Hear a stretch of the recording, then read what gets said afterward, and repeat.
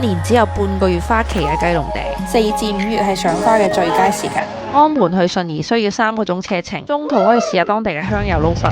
今次行嘅係信義線，全程9到10公里，路線好行又簡單，一上山就係1到2公里嘅爬升。超級悶熱呢邊嘅天氣，熱到成個頭都出晒汗，之後又開始刮大風。山入邊嘅天氣真係變化無常，少部分索溪路，基本之後都係平路。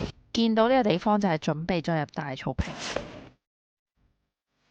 終於上到嚟露營嘅大草坪。如果你又中意賞花嘅話，4至5月一定唔可以錯過雞籠頂嘅花期。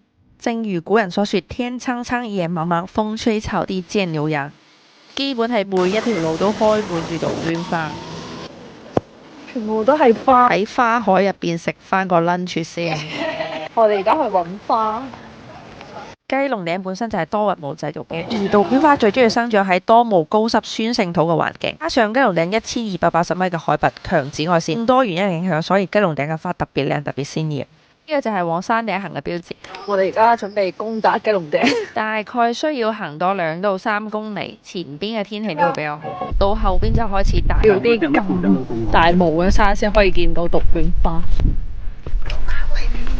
我哋發現咗個好靚嘅打卡位，而家係進入咗雲霧層。超級無敵大霧啊！之前嚟過嘅朋友係咪都咁大霧？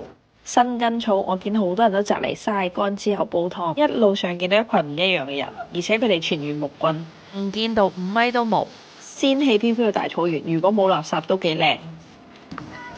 山頂啦，其實呢個天氣山頂咩都睇唔到，往左邊行就環線落山，右邊就係山頂，梗係落山方向。呢個位置喺大霧之下更加有 feel。留低咗好多好開心又搞笑回憶，有點像梅子坪古道。繼續落山，而且呢條路相當好行啊！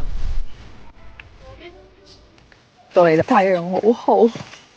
嚟到呢個位置仲有一個平台，如果天氣好嘅話，應該可以見到好多風景。落山嘅路都比較好行。當地人用自己摘嘅草做嘅綠色嘅涼粉，粉絲先吃。我覺得味道不錯，而且很滑。阿叔同我講，接下嚟嘅路可以打30蚊嘅摩托車落去。香油雞，香油雞。呢邊嘅雞真係好放心啊！